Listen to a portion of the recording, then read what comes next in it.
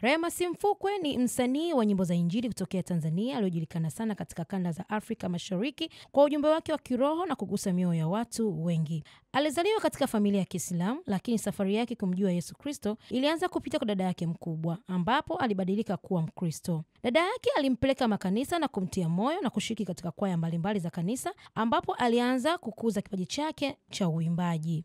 Mwaka 2020 alitoa wimbo wake wa kwanza unaoitwa Nisaidie, ambapo wimbo huo ulipendwa sana na watu na kumpelekea kuwa maarufu sana, lakini wimbo wake huo wa kwanza haukumpa matokeo mazuri. Miongoni mwa nyimbo ambazo ametoa Rema Simfukwe pamoja na Ndio imefanya vizuri sana katika mitandao ya kijamii, pamoja na kushirikishwa kwenye nyimbo mbalimbali pamoja na vikundi ambavyo vimeshirikiana naye, Agape Gospel Band pamoja na Zoravo. Hiyo ni historia fupi ya Rema Simfukwe. Jina langu naitwa Nice Godfrey wa Kasako Media. Kasako Media.